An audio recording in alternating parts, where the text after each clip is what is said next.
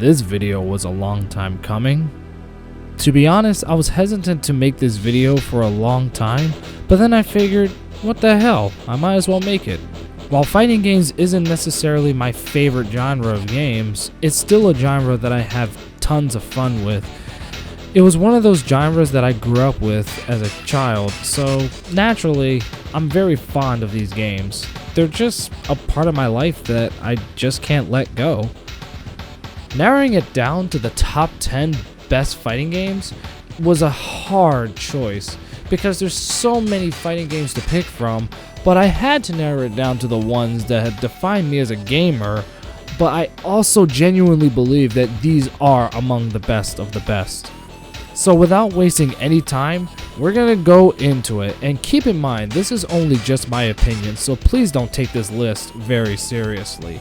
This is Shizzo Network's top 10 favorite fighting games. Number 10, Super Smash Bros. Ultimate.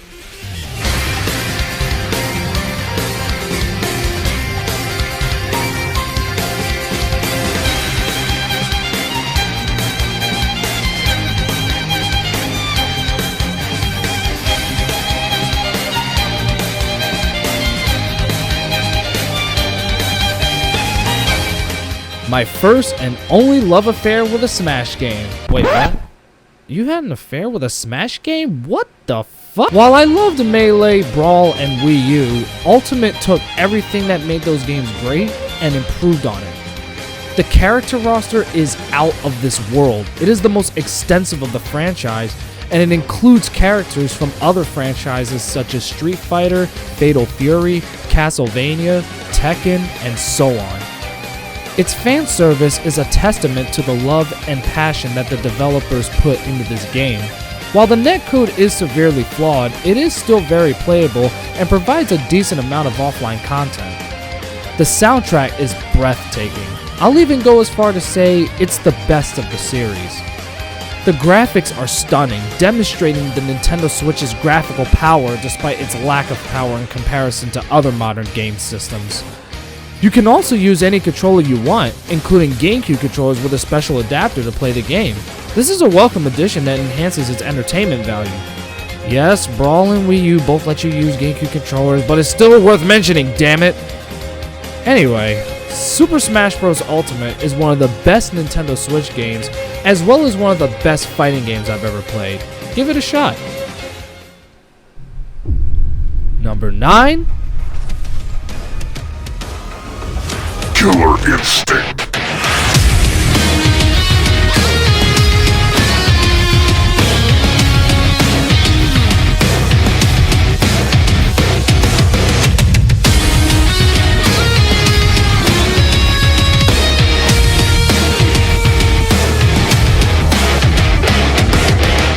There's nothing new to say about this game because I discussed it in my Killer Instinct retrospective video. KI 2013 is still a highly entertaining fighting game that took what made the first two games lovable, but made it better. Yes, I sound a little repetitive, but bear with me. It has the largest roster of the series, an incredible soundtrack composed by Mick Gordon, and an epic combo system. Even the tutorial modes go into great detail. It teaches you more than just how to play KI. It teaches you on how to play fighting games. Needless to say, it's one of the most approachable fighting games. It was also among the first fighting games to employ rollback netcode. Lots of fighting games use that nowadays, but back then, it was revolutionary. In terms of being innovative, it was the first fighting game to use season passes to unlock new characters, stages, and so on. For the rest of time, this would be a standard practice in modern fighting games.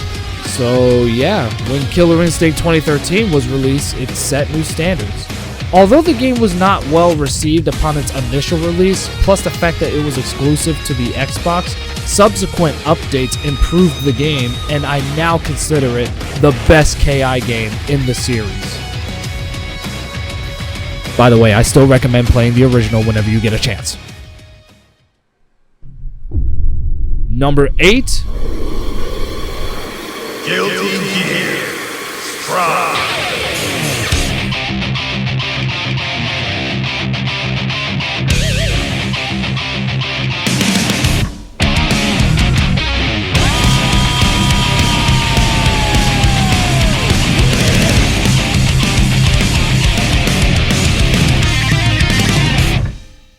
As a fan of heavy metal, this is a wet dream for me. Yes, I know what I just said. Anyway, what else can I say about Guilty Gear Strive that hasn't been said already? It's a massive metal album that includes a free game. Am I wrong? Guilty Gear Strive completely changes the format from its predecessors. Strive's combat is more grounded and technical compared to the older games' freeform aerial-based combat. Some fans were annoyed by the change, but I personally prefer it this way. Because it is unique, it can avoid being redundant and try something new while maintaining what makes Guilty Gear, Guilty Gear. It, like KI, employs a rollback netcode and is widely regarded as the best of the modern fighting games. Despite occasional disruptions, my online experience with the game has been excellent. As far as the storyline goes, it wraps up Soul Bad Guy's character arc, which brings me to the story mode, which in reality is a 4.5 hour long anime movie that uses the game's engine. I like it. Apart from the fact that it's very long, I don't see why anyone would dislike it. The storytelling was good, the voice acting was excellent, the characters were lovable, and the camera angles were brilliant. You don't have to watch all of it because you can always pick up where you left off. The offline content is excellent. I particularly enjoyed the survival mode. I just wish that more modern fighting games included a wide range of offline content. Overall, Guilty Gear Strive is the full package. It's a metal album, an anime, and a fighting game all rolled into one with incredible graphics and smooth rollback netcode. It's my favorite Guilty Gear game in the series, and I'll gladly play it any day. Number 7. The King of Fighters 2002 Unlimited Match.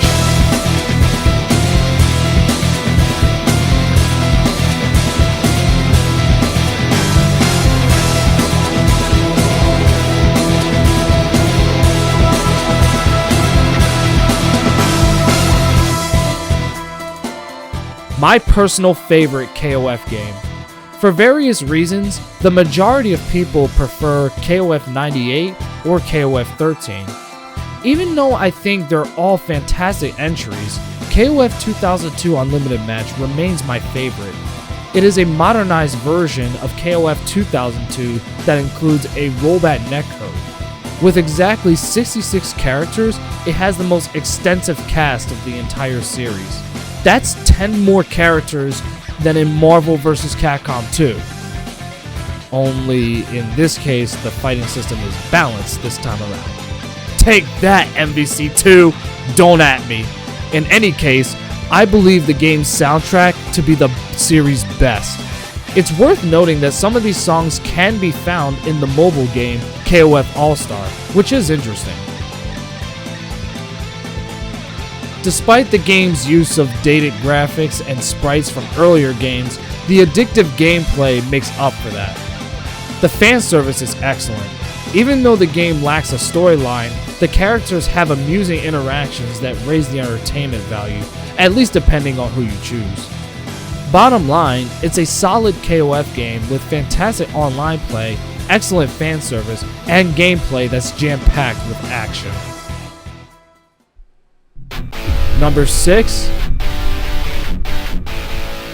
Garu, Mark of the Wolves.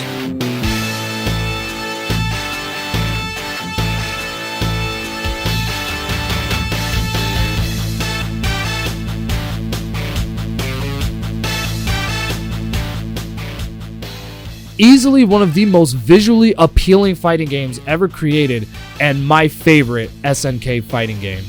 It's ironic that the best Fatal Fury game isn't even called that. Well, technically. Even so, what can be said about Mark of the Wolves?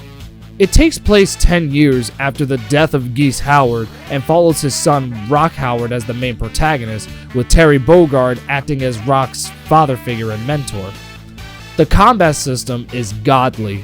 It introduces a new mechanic known as Tactical Offense Position, abbreviated as TOP. It's a gauge in the health bar that allows the player to perform a TOP attack while gradually recovering health and increasing attack power. In the defensive department, we have the Just Defend. This involves the player hitting back on the D-pad to parry a move. This increases the number of defensive strategies used by the player, resulting in fierce competitive matches. The characters are either returning or new characters who serve as offsprings and/or proteges to older characters. Each character has their own distinct style, making for an endlessly entertaining experience. This game is so popular that fans, including myself, have been begging for a sequel for over 20 years. It was once thought to be the final Fatal Fury game, however, as of the time of this recording, SNK has announced that a sequel to Mark of the Wolves is in the works, and I'm excited. Garu Mark of the Wolves is an incredible experience with outstanding mechanics and the best soundtrack of any SNK fighting game. This game is a direct response to another fighting game, which we will get to later on, spoiler alert. Number 5, Street Fighter Alpha 2.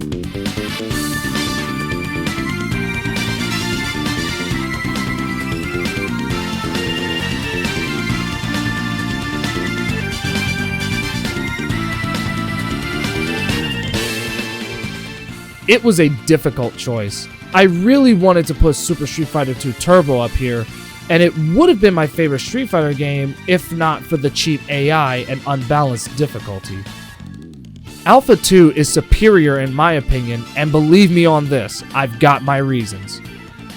To begin with, the Alpha series serves as a predecessor to the mainline series.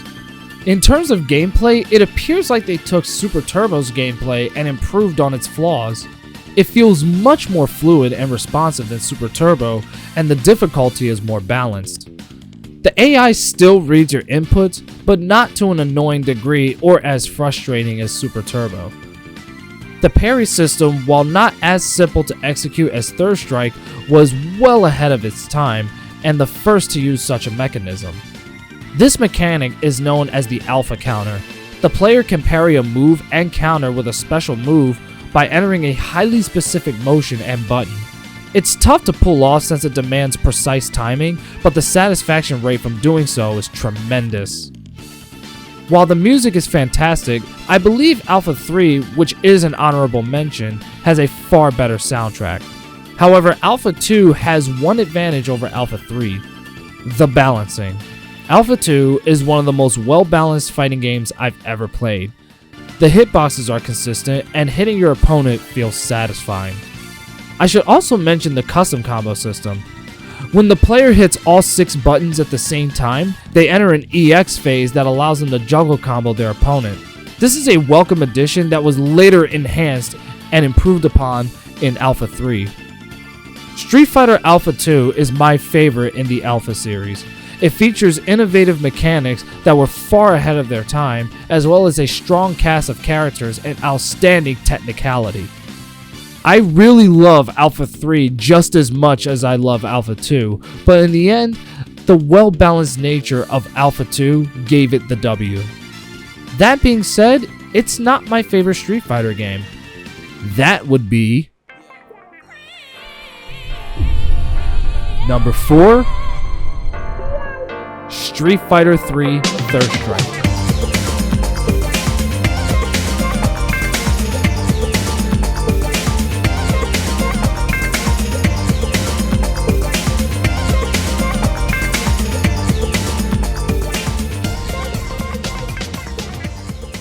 Street Fighter 3 Third Strike is a fighting game that was released the same year as Mark of the Wolves, albeit much earlier that year.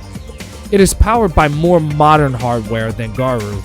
It is powered by the CPS-3 arcade system, which was first used with Red Earth, one of the most underappreciated fighting games ever created.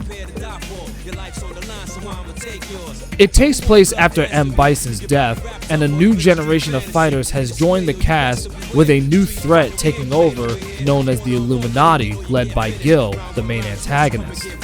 The sprites and animations in the game are breathtaking. It's probably the most visually compelling Street Fighter game ever made. Let's hope Street Fighter 6 surpasses it.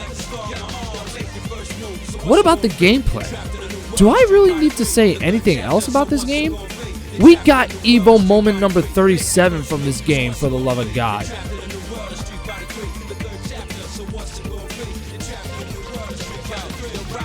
The parry system is the best, like the best. Instead of pushing back like in Garu, you push forward on the D-pad, which feels a lot better in my opinion. In this game, you can parry any move no matter how slow or fast it is, and the satisfaction you get from reversing a move is so goddamn rewarding. The soundtrack is one of the best of all time. The hip-hop tracks fit the atmosphere of Third Strike perfectly and has inspired other indie fighting games, most notably the upcoming Blazing Strike. It was the first fighting game to include EX moves, which can be performed by pressing 2 of the punch or kick buttons simultaneously while performing a special move. Fighting games do this nowadays, but it was a revolutionary decision back in 1999. It has since become a standard for fighting games for the rest of time. When it first came out, this game was not well received due to a lack of fan favorites from Street Fighter II, and people complained that the new characters were strange. It wasn't until in recent times that people realized what this game was attempting to accomplish. With that being said, many, including myself, consider it to be the best Street Fighter game ever made. No one can deny it's one of the pinnacles of the fighting game genre. Number 3. Soulcalibur.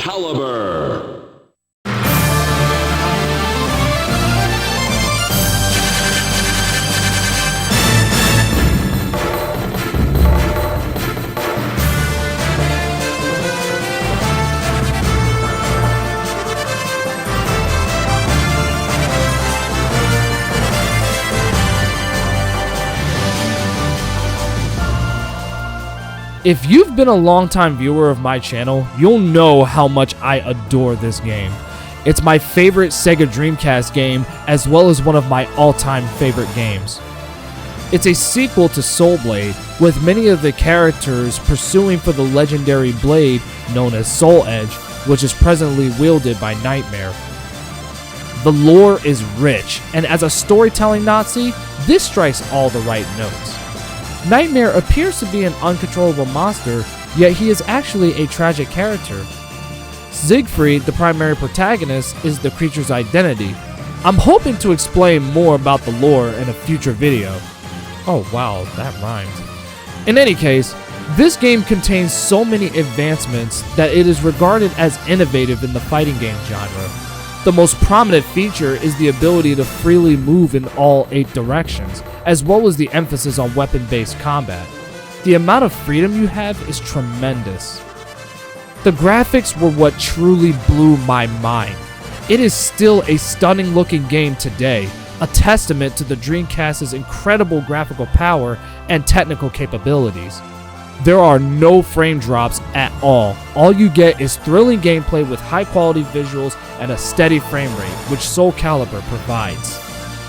The orchestral soundtrack provides each stage its own personality, and it fits in nicely in terms of tone.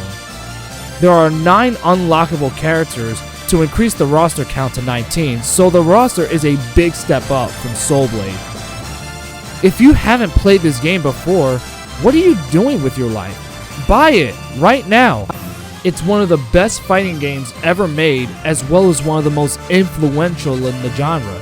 The replay value is exceptionally high for me.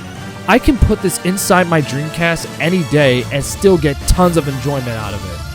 If you ask me why I love the Sega Dreamcast so much, I'll tell you why. Soulcalibur. Number 2. Capcom versus SNK2.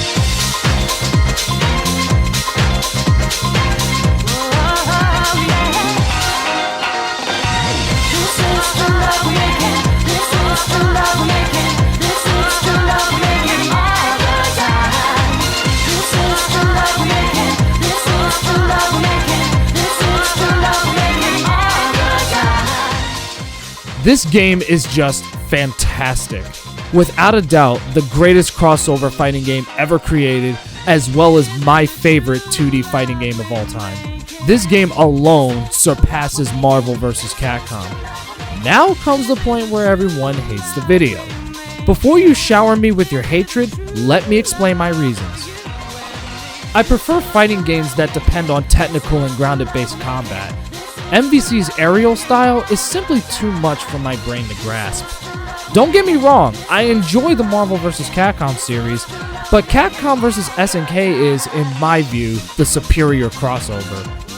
I enjoy this game so much that I might write a separate review for it. The first Capcom vs. SNK was decent, but terribly unbalanced. You can clearly see I'm not a big fan of unbalanced fighting games, although there are exceptions. In any case, CVS2 improves on the original by employing 6 buttons rather than 4 like in the first game. It also comes with 6 distinct fighting systems, 3 combat systems from Capcom and 3 from SNK. With such a vast roster, it's amazing how perfectly balanced this game is, but this is due in large part to the 6 combat systems available. The game is really fluid and has a fantastic art style. Although the game contains some obsolete sprites, the color choices make up for it. The soundtrack is pretty awesome. One song in particular is so well known that it ranks alongside We're Gonna Take You For a Ride from Marvel vs. Capcom 2.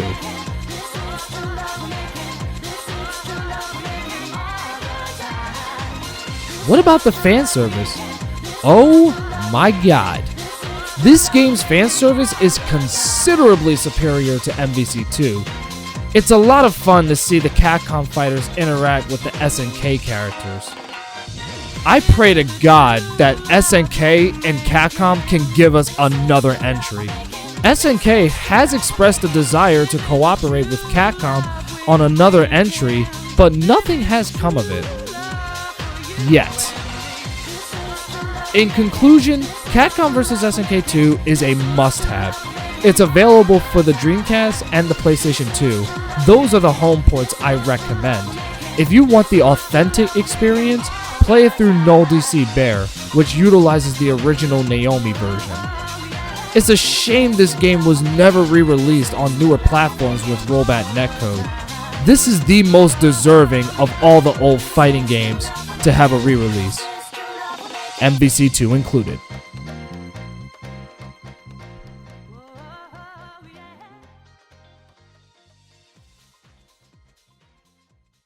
And now finally, number 1, Tekken 3.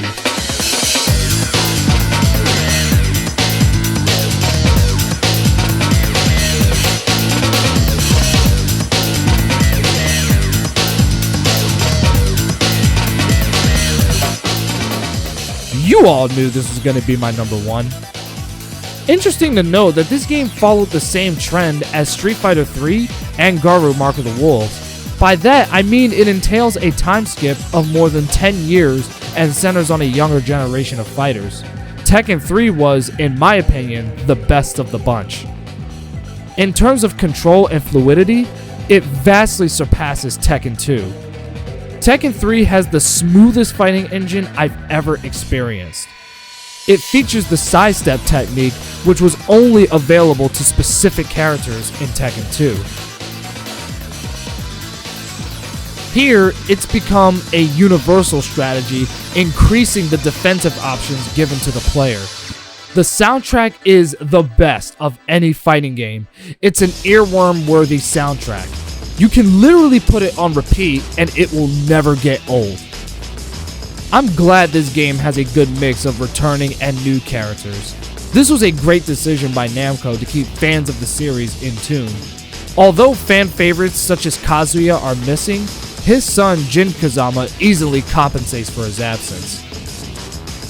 Will we ever see another Tekken Force or Tekken Ball mode? No, because Tekken 3 is exceptional. The amount of variety in this game alone is astounding.